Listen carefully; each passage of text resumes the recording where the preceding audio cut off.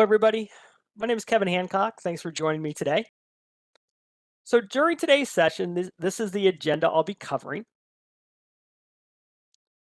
Now, before I dive into the content of today's webinar, as you saw in the agenda, I want to cover kind of what the latest is on the CMMC ruling, kind of level set everybody on dates, timeframes, etc., and some new terminology that was introduced as part of the CMMC rulemaking.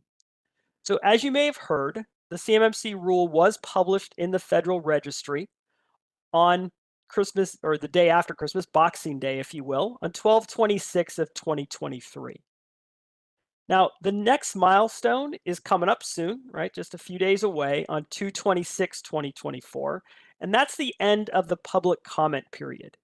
If you actually look in the Federal Registry, you'll see there that a number of people have already submitted comments to it, and you can submit your own via that channel as well. Now, when I read the rule, my main takeaways were kind of the bullets that you see here. The first major takeaway I had was really the last bullet that I put here, is that there really weren't any major changes that we haven't been talking about over the last few years as CMMC was initially introduced, revised, and then started to be put into the rulemaking process. Now, CMMC is all about kind of that first bullet. Now, the rules to protect controlled unclassified information have been in place for a number of years. In today's contracts that you may have signed with the Department of Defense or as a subcontractor to somebody that has a contract with the Department of Defense, those clauses already require you to protect controlled unclassified information in accordance with NIST 800-171. What CMMC rules or their main focus is that they move us away from a self-attestation model, because that's really been what we had today. It's companies assessing and attesting that they follow these rules. So we're moving away from that self-attestation and assessment to a third-party assessment model, where once every 3 years, a certified third-party assessment organization comes in and accredits us that says, yep, you're doing what you say you're doing. That if you will, certification is good for 3 years, but every year we review, we assess, and we reaffirm that we're doing that as well. And that's really where that second bullet comes in, right? Every year, a senior company official still must affirm yearly that you're doing this. The other major change is really around POAMs. And for the audience out there, a POAM is a plan of action and milestone.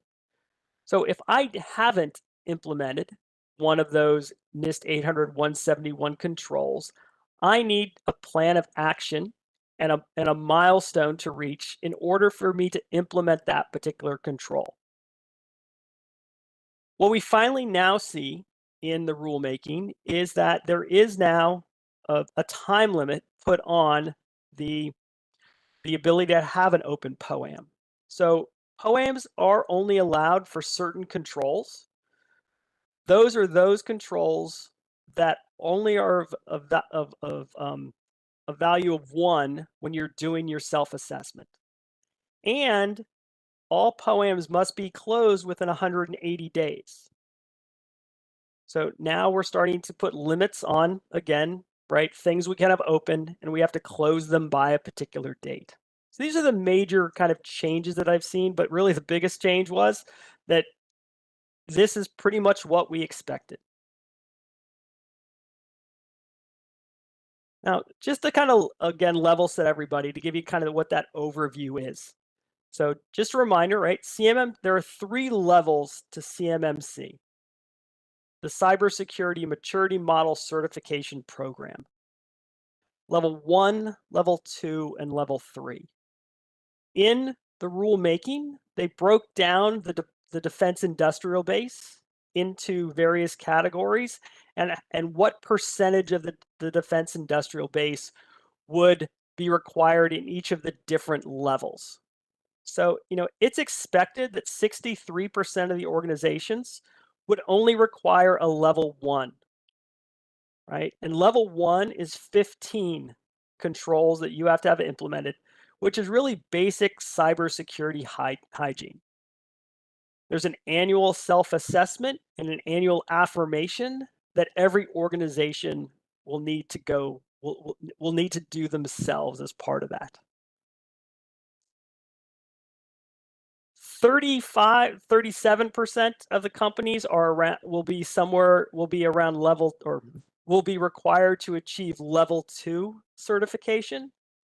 And level 2 is that you are compliant with NIST 800-171, right? So you have fully implemented those 110 controls around controlled unclassified information.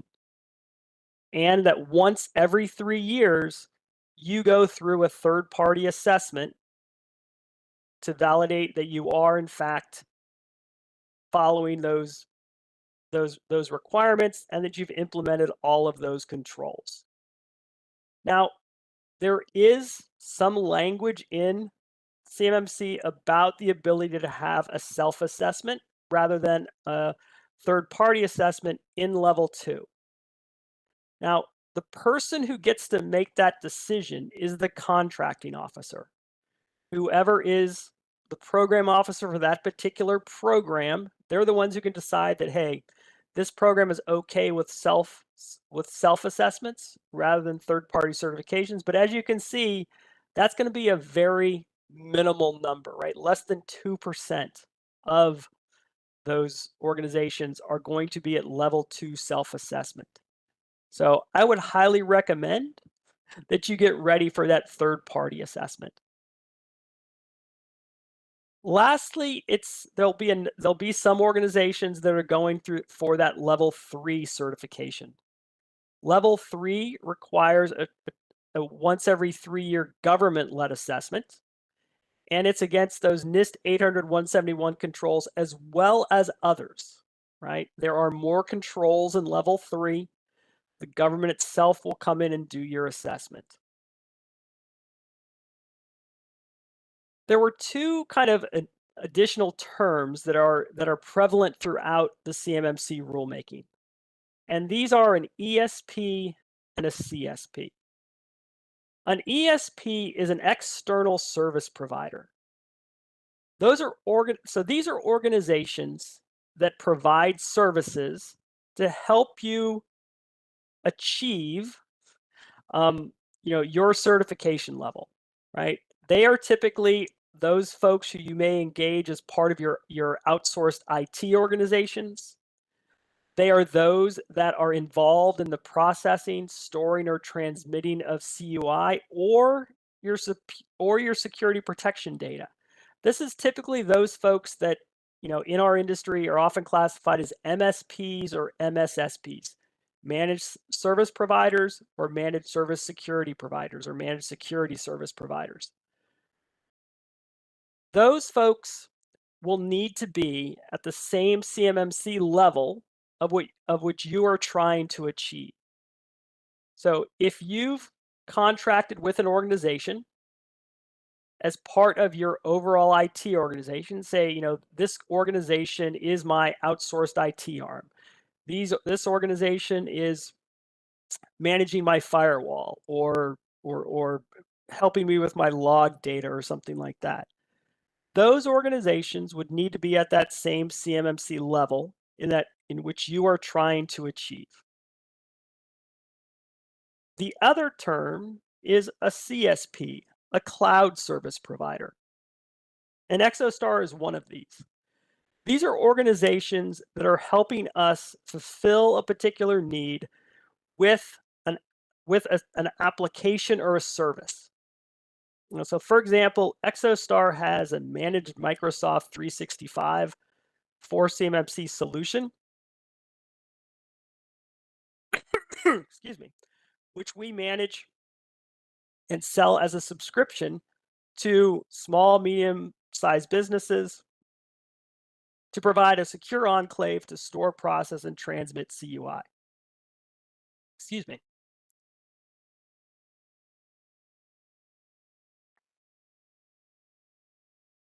In that case, Exostar needs to ensure that its solution is a FedRAMP moderate or FedRAMP moderate equivalent solution.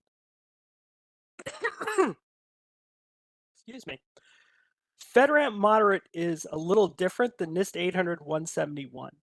It follows the NIST 853 requirements, and there are a number of things as part of that FedRAMP moderate or FedRAMP moderate equivalency which are required from that cloud service provider. They've got to meet that standard. They need to provide a shared responsibility matrix.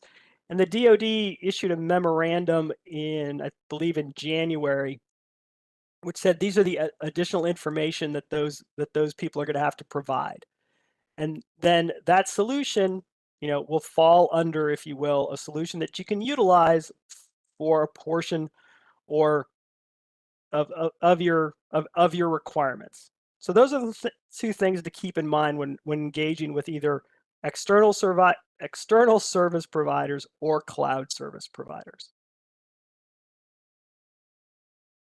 Now, once the CMMC plan gets approved and in place, it's going to roll out over phases.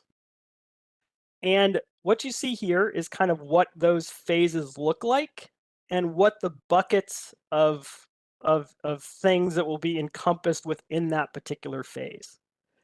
And now the reason I don't have an effective date when phase 1 starts is because it's really not quite known. Right. So as we mentioned, CMMC rulemaking, the next big hurdle is to get through the public comments. Right. That closes on February 26th. And then the DoD starts to address those public comments.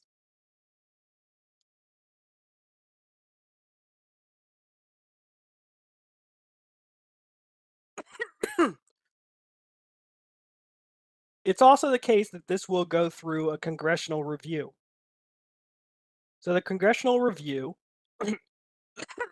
will be completed, and that's when the phases will kick off. So phase 1 will be a 6-month time period where level 1 and level 2 will be all self-assessments. Phase 2, again, it'll be a phase-in period. So that's after that first 6 months. You'll go into a 12-month period where CMMC level 2 assessments will be required on new contracts. Then phase 3 will kick in. Phase 3 is when we'll start seeing the CMMC level 3 certification assessments kick in. And you'll start to see the level 2 requirements going back and getting in the option periods of contracts that were started before that effective date. And then obviously full implementation after 30 months, where the full implementation of CMMC will be required. So this is the thing to keep in your mind when you start to think about the rollout of CMMC and that phase-in period. But keep in mind, it'll start to appear in federal contracts, and that's when the implementation period will begin, and then it'll be a phased-in roll-in from there. Okay, so let's start to now talk about really kind of what needs to be done today. So regardless of CMMC, if you've got DFARS contracts, there are things that you should have in place today to ensure that you're compliant with those contracts, right? So please take a look at those that you have, make sure that you're compliant with them. If you've got DFARS clauses 7012, 7019, then you should, if you receive controlled unclassified information as part of that contract, already have implemented a NIST 800-171 program, and you should have already implemented these controls. And you should be doing a self-assessment. You should be scoring yourself against that self-assessment. And you should be taking that score and entering it into the supplier performance risk system that the DoD maintains. So, even though CMMC hasn't kicked in yet, there are a number of requirements. Please take a look at your contracts, make sure you're fulfilling those, and just make sure what you need to get done today.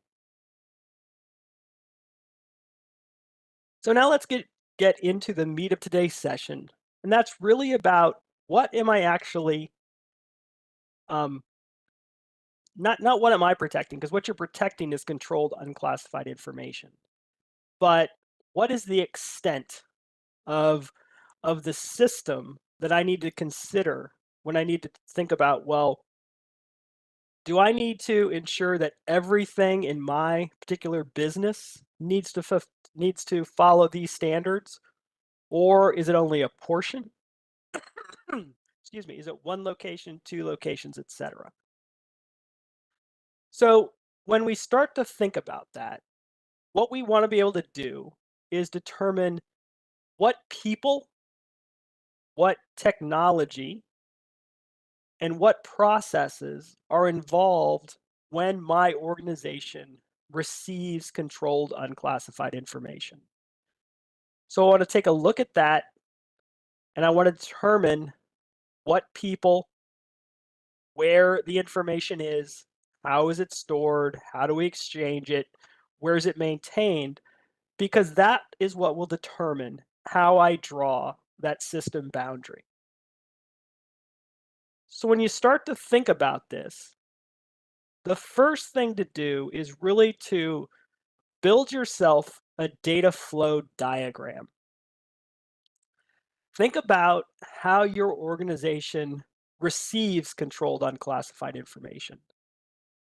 This will typically start with that contracting process, right? We receive an RFP, and as part of that RFP, we've received something that was marked controlled unclassified information. Or after the RFP, we've received the order, and that order included drawings, diagrams, specifications, etc., that included something marked controlled unclassified information. So how did we receive that?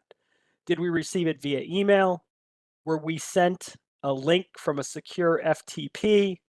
Was I required to go to an external system and retrieve something from there? So how did I receive that? And when I received that, did I receive it via the mail and a hard copy? Did I bring that file down to my desktop computer and store it? And then now, what did I do with it once I had it? Who did I share it with, right? Is it something where, we had to put together a proposal and that involved sales, it involved services, it involved manufacturing. There was a sign off from an executive. Finance had to approve the pricing, and so they saw all the parts, etc. So which of those people were involved in the process?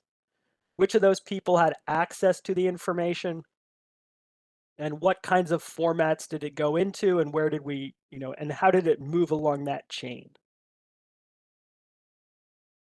The other thing to keep in mind when you think about this is the support people of that system. And now often we think of this in technology terms, but it doesn't always have to be technology, right? These could be hard copies. You could be a manufacturer that receives diagrams, and those diagrams are on your shop floor, or they're shared among technicians who are doing things with them. And that's okay, but then it's, in those cases, it's just physical things rather than computer files. So that's okay, but just keep in mind those different types of information, the different way that information is transmitted, who sees those, who has access to them, and how you secure them. The other thing to keep in mind, as I mentioned before, is the support people. Do you have an IT staff that has admin accounts that, even though they don't directly interact with this stuff, they can see it because they have accounts that allow them to? Or there may be things in backup systems that also is a place where this information is stored. So follow that data, create that data flow diagram, follow the data around your company, and determine, okay, this is our, you know, the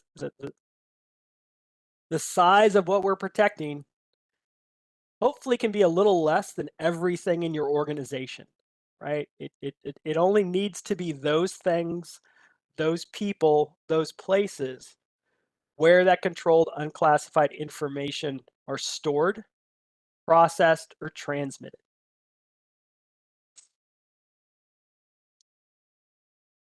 That'll help you define that system scope. And when you start to look at that scope, in this case, you really want to draw a diagram of your, what's typically called a network diagram. In my organization, this is our building, this is our network, if you will. These are, the external firewalls. These are the machine types. You don't have to lay out each individual machine, but if you've got, a Windows machine, you've got a Linux machine, you've got a controller running a particular version, etc. You want to define each of those things out, and you want to classify them as, is this a CUI asset? And a CUI asset is simply that thing which stores, processes, or transmits controlled unclassified information. Is this a security protection asset, right? It doesn't store controlled unclassified information, but it's a firewall. My Azure Active Directory, because that's what's issuing accounts to my organization. It is something like a file share, or I'm sorry, not a file share, but because that would be storing it. It's a log tool which is gathering all the logs of different machines and systems across the organization. There could be some specialized assets. Are there some IoT devices? Are there machines that are involved in this particular process? They're not necessarily networked, but they are specialized assets. They do a particular thing, and there are also out of scope assets. And out of scope assets are those things that may not be part of the CUI chain, but they may be either external to that particular boundary, right? If you've made this enclave, if you will, and put all your CUI people, processes, tools, etc. in there, you may also want to account for external things. So the assessors, when they come on site, understand that look, it's not my entire company. It's not everything you see in this building. This is the boundary and scope of our particular system. Because at the end of the day, that's what this is. This is a system security plan. This system has a defined boundary, and that's what that third party is going to come in and assess against, right? It's going to look that you've implemented those 110 controls in this particular system and across it. So the more we can define that system scope, the more we can narrow that, the less questions there will be when the assessors come on site, and what's in scope and what's out of scope, because it's up to you to tell them what's in scope. So please keep that in mind as you engage with these assessors, and when you build that system security plan, you need to be able to define that for them.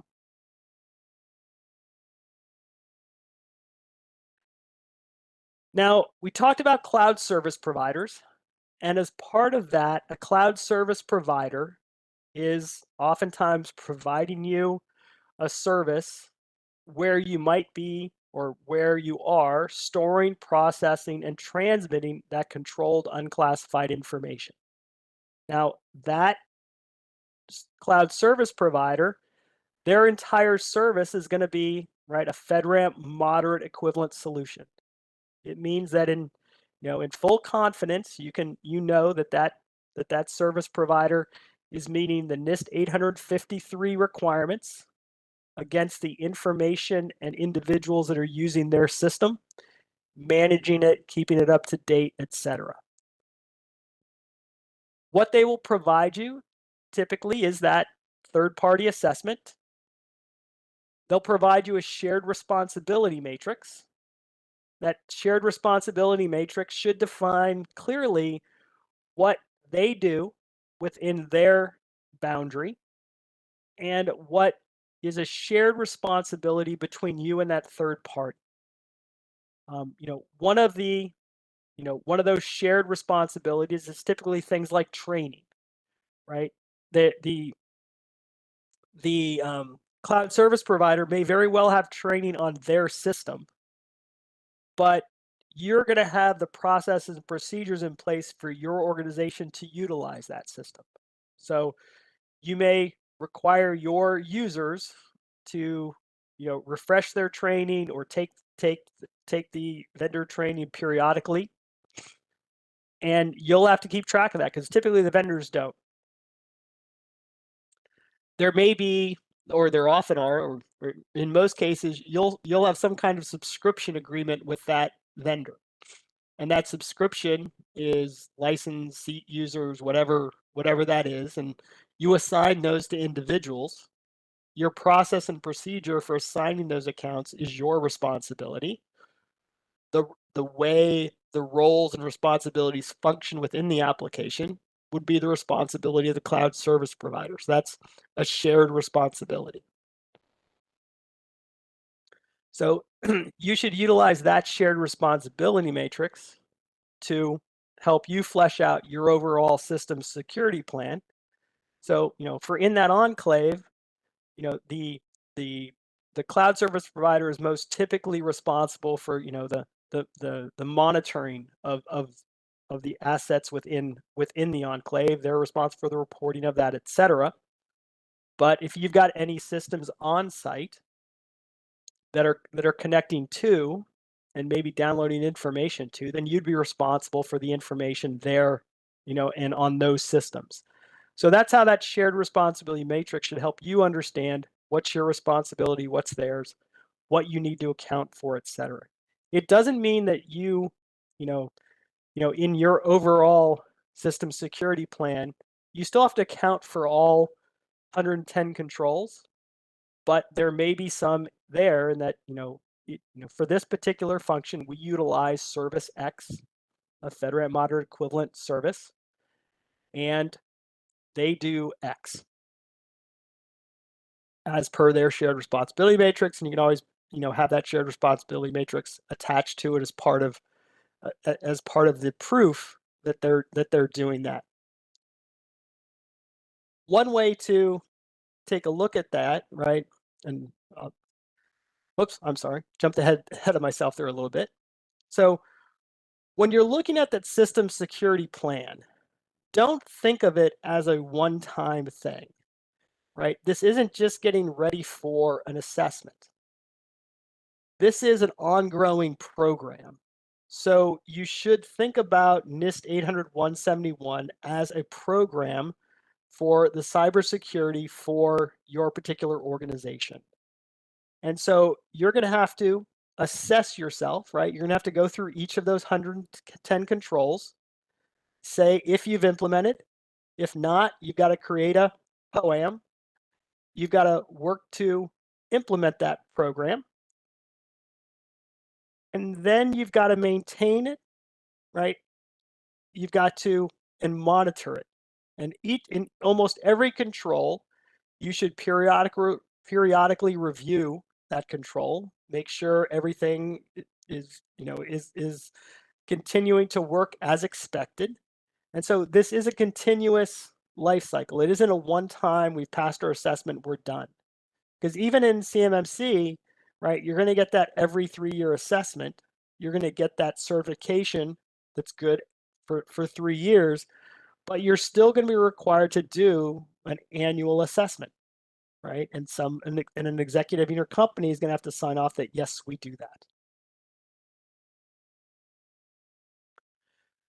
So When you build that system security plan, right, remember, this is that portion of the thing, the portion of your organization that is storing, processing, or transmitting CUI. You're going to want to identify that system. You're going to want to create the individuals responsible for it. You're going to want that data flow and network diagrams that lay out the boundary of this particular system. You're going to want to know the different roles and users, right? So we have this many users from finance, this many users from manufacturing, et cetera. These are the roles they have within it, because you don't want to name individuals. You'd really rather do this by roles. That way, if people come and go, you just have to, update a system with a new role. You don't have to keep changing names every time people move in and out. You do want to create an asset inventory of all your hardware and software. That is actually a requirement within NIST 800-171. You'll want to make sure you maintain the maintenance schedules of those, both hardware and software, updating all those kinds of things. And you'll also want to make sure you update your policies and procedures as well. So all of those things go into that system security plan. Now, when you go through each of those 110 controls, right, you've got the control, in this case, like access control, right? We're going to limit system access. You're going to have typically a policy and procedure, or in this case, what I've written here is a policy and an implementation statement that says, look, this is what we're going to do to control access to our systems. This is how we're going to implement it. And you'll want to be able to show those assessors when they come on site, this is evidence that I've actually implemented it. So in this case, I have evidence, and in this case, it's a screenshot of roles and responsibilities in my cloud service application of individuals from my organizations with particular roles. So you'll want all those 4 elements for each of the different controls. It's not enough just to say, yes, we've implemented that. You've got to be able to show your policy and procedures of how you've implemented those things, and then evidence that you've actually implemented it.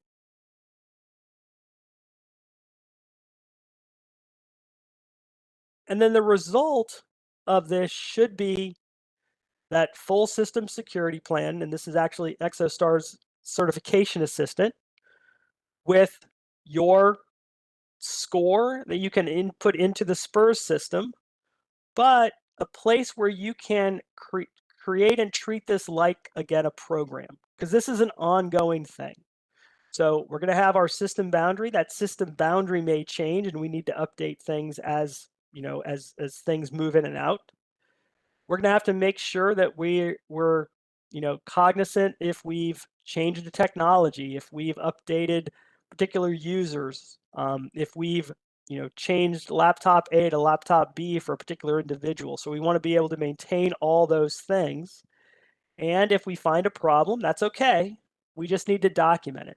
So if we find something since the last time we reviewed this particular control, things have changed, then we can create that plan of action and milestone to address it. We address it and we move on with it. And that's okay, because again, this should be a living, breathing document and program that we have in place. So what I found interesting over the last couple years as we've looked at CMMC and as people have started to actually do assessments against the NIST 800-171, is that a couple years ago, the Cyber AB, that's the organization that's behind CMMC, it's the accreditation body, they looked at DIBCAC assessments of their assessments when they've done a review versus self-assessments. And what they saw, or what they found, was a great gap between people doing their self-assessments, that's the blue lines you see here, and when DIBCAC came and did their review of a system security plan, how they scored it. So you see that people often, gave themselves look, we're 110. But what you often see is when DIBCAT comes in and does the same review, you see a great disparity between those two scores. And that has been consistently seen throughout the time period. And so you get an average of, about 100 points between a self-assessment versus that third-party assessment. So I would encourage everybody to be hard on yourself. When you're doing that self-assessment, make sure you've fulfilled all the requirements, not just a nodding of a head. Make sure you've got the policy, the procedure, the standard operating procedure in place, and the evidence that you've actually done those things before you give yourself a score of fully implemented.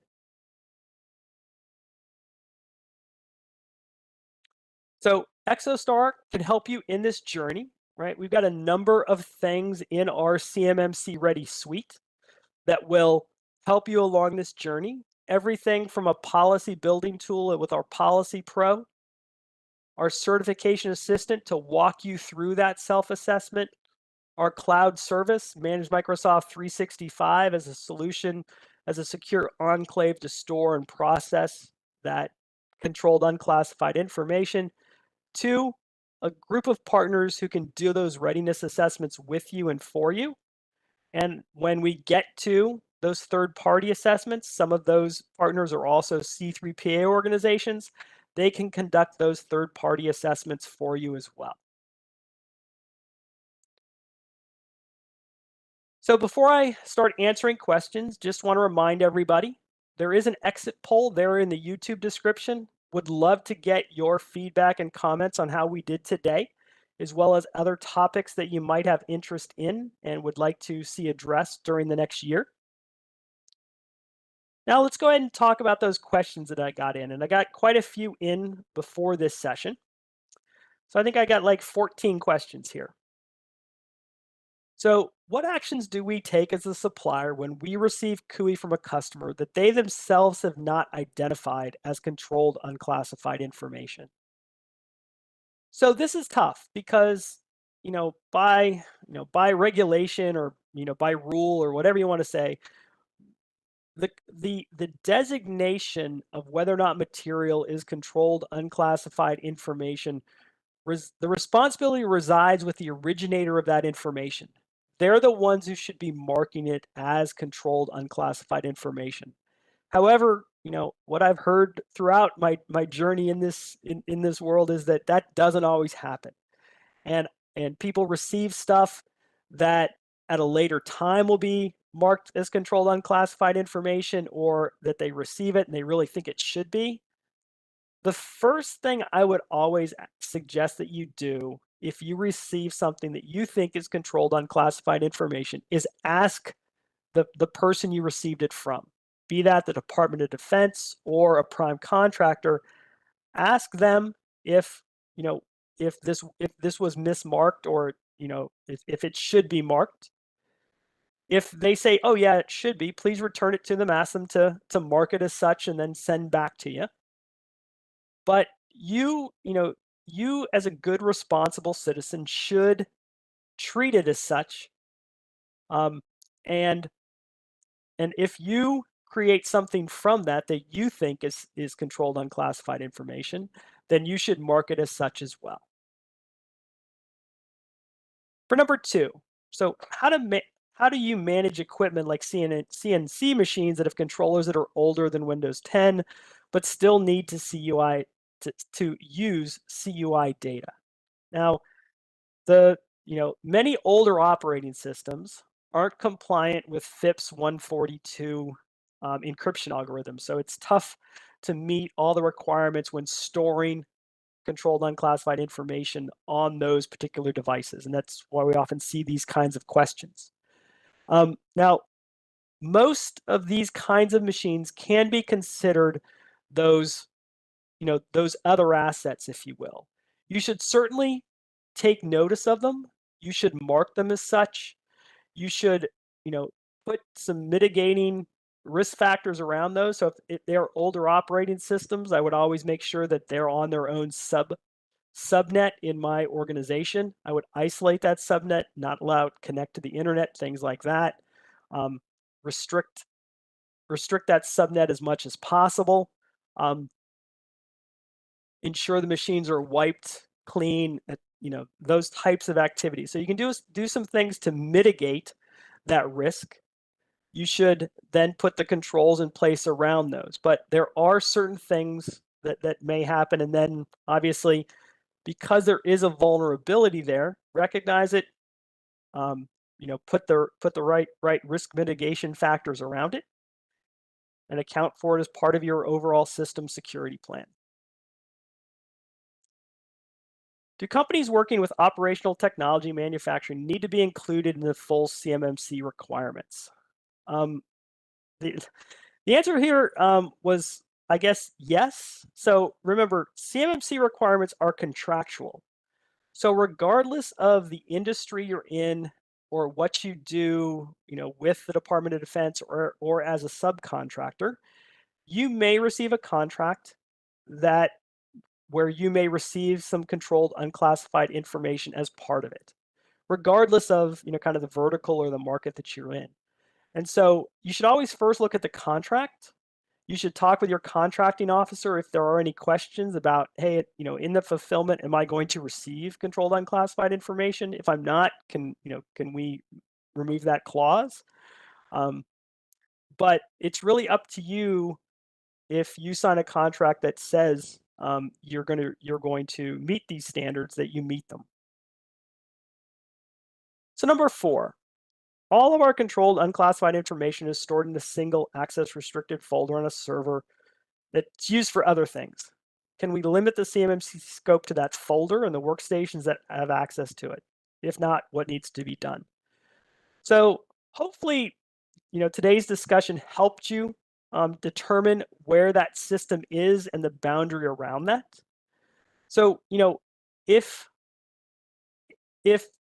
and there's a lot of technology ways this can be addressed, but the simple factor is if you can protect that folder and if you can limit access to that folder, if you can put all the controls around that information that are necessary, then it's okay. However, if you can't, then you have to come up with some other method to do that. This isn't necessarily just, hey, can I lock down access to this? There are a lot more controls involved in NIST 800-171 in the just access controls to that folder. So, it's got to be part of that overall system, understand the data flow of that and that kind of thing, that it is, kind of a simple yes or no answer here. So I'd take a look at that overall system security plan, determine whether or not you can meet all those requirements using this method, and maybe get some, engage with an MSP or an MSSP to help you out in that. So are there any tools available to organizations that have similar capabilities to DoD's EMAS system for inputting, tracking, controls, assessments, and artifact?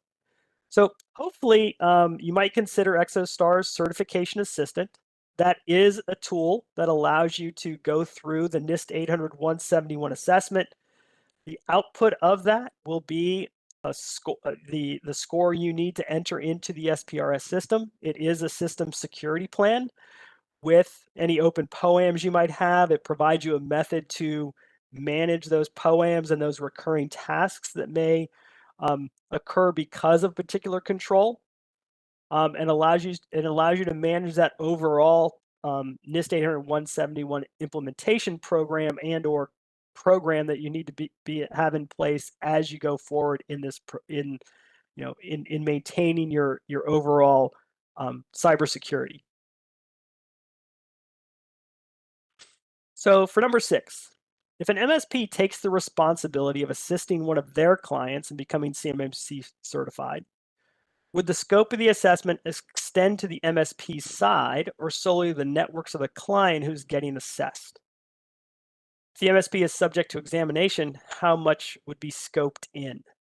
Now, this is a little tricky in that So typically a managed service provider is considered an external service provider if they are involved in the storing, process or transmission of controlled unclassified information.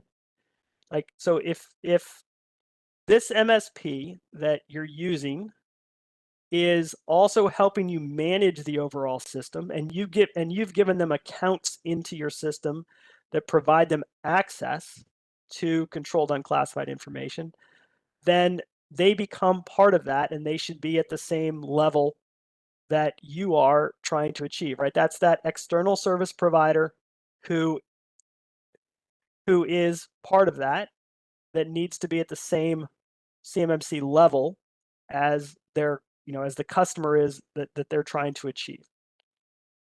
Now, if instead this MSP is just doing an assessment and you're not actually giving them access, they're just reviewing your system security plan, they're seeing how you do it, they're verifying that you've done things, etc. In those cases, they may not be.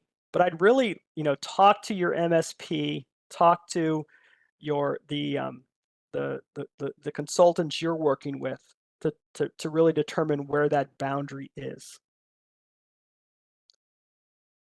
Number 7, would simply maintaining all of a company's CUI data on a separate server with controlled access make addressing the CMMC controls much easier?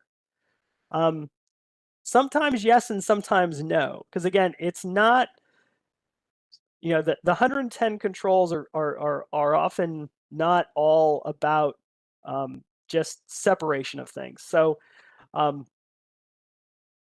separating the server is a good start, but it's the other things that go into that. So it's determining who has access to that server. And oftentimes that is easier with a separate server than others. So the more you can separate the CUI data from the overall corporate boundary, I think that's a good thing, because that does allow you to restrict the controls. It allows you to restrict who has access to it, etc. So in those cases, it's a good thing. It really just depends on whether or not that makes sense for your business, and you can easily do that. Number 8, when will the DoD require all companies to be officially certified, and who will do the certification? So I really can't answer the first because as I talked about in that kind of implementation phase up front, we don't really know when that start date's going to be. So I really can't tell you a firm date of when everything is going to be, to be required to have this third-party certification. But we do know who will do the certification. There are certified third-party assessment organizations already out there, and there are more that are going for, their certification every day. You can find that list of organizations at cyberab.org, right? That is the organization that is the accreditation body, and they maintain a list of those organizations that are C3PAO certified. Exostar partners, we have on our website. You can go to our partners tab, click the CMMC label there. That'll give you the list of Exostar partners, and some of those are C3PAO organizations. So hopefully number 9 I already answered really with today's session, right? In today's world, an entire 10-story building is not secured to handle top secret information, but only a single room on a single floor. You can certainly take that same approach with CUI. And hopefully that's what you got out of kind of narrowing that system and creating that boundary within your organization where that information is maintained, secured, and people are given access to. You can certainly take that approach, and I encourage it completely.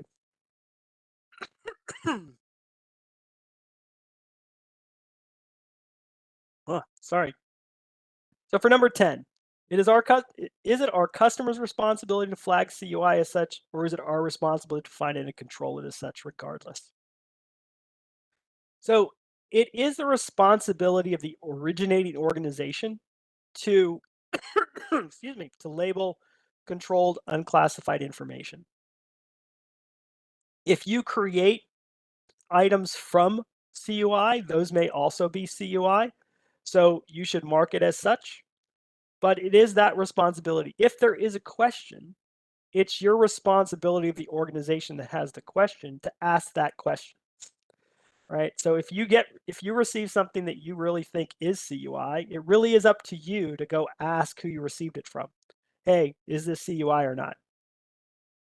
If it is, then you should, you should ask them to mark it as such, and then, excuse me, and then send it over. So I've got only 4 questions left, but before I get to those and sign off, just wanted to provide a quick hit of additional information out there. There is a bunch, right? So there is a website out there about CUI that's run by DoD, right? www.dodcui.mil. There's that CyberAB, right? That's the organization that's accredited. Excuse me. We've already talked about Exostar's partners and our various applications. There are free trials available for both Policy Pro and Certification Assistant. If you'd like to get those, they're available from our website. There's a 15-day free trial for both. Again, if I'd appreciate it if you did get a chance to please fill out the exit poll. And now as we finish off today, so as a small business, the cost of all this cybersecurity as a subcontractor can be very high. Are there any potential resources for financial assistance? There actually are. So you may want to check with your state's MEPS program, MEPP. Those are typically for small manufacturers within the state themselves. There are a number of those that do have some financial assistance available for these programs. We've actually worked with some organizations, I believe, from both Illinois and South Carolina, who have applied for those funds and gotten them to help implement their program. So I would check with those. I know Johns Hopkins University and their applied physics labs, they run a program on behalf of the Department of Defense for small businesses. They don't necessarily have funds, but they do have resources available for you to talk to. So I would look at those as well. So what extent do we need to implement data flow technology control our CUI?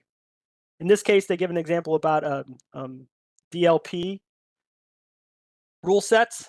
Now, this is the loss prevention, right? Data loss prevention software that's typically wrapped around labels of documents and things like that. Can we simply restrict this control to every scoped asset, or do I need to make sure every non-CUI user can't even receive CUI? So you should certainly restrict every non-CUI user from getting CUI. So you should have in place policies that only allow users with the need to access CUI that need that right? So you should have access policies in place for that. You should also, if wherever possible, to do data loss prevention for those systems, so people can't download things that are marked CUI that you don't want to, and they can't download them to places where you don't want them to based on document markings. So all those things are great ways to do it. You don't. It's one of those things where there's no hard and fast requirement that says you must implement a particular technology to do something. There's a number of different ways to address these things. DLP is a great way to do that, but there are also different ways you can implement it. Right? You can do it on data exfiltration. You can search your servers for particular information, etc.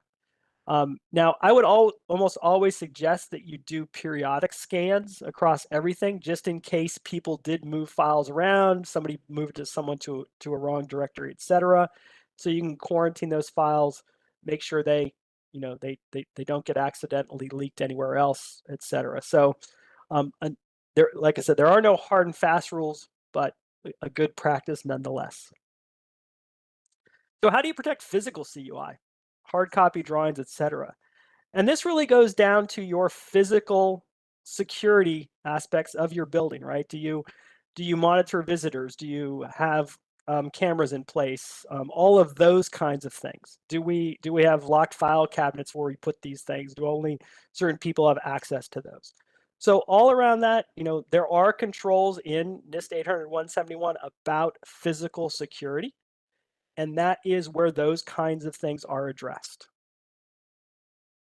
So if we are working on development for a government customer, when or what we do become CUI. So now again, if you're receiving information from the government and it's marked CUI, then you'll know that you received it. And then it's really up to you. If you create derivative things from that product, then it may also be CUI. It's up to you to decide. It's up to you to determine. But if I create something from CUI, I would typically mark it as CUI as such. So, but there are also courses on this. You should get trained on what is CUI, what's not, etc. I would encourage you to take a look at those DoD websites around CUI to do that. So I want to thank everybody for joining me today. Made it just on time. So I want to thank you all for your time today. Wish everybody a great day and have a great rest of the day. Take care.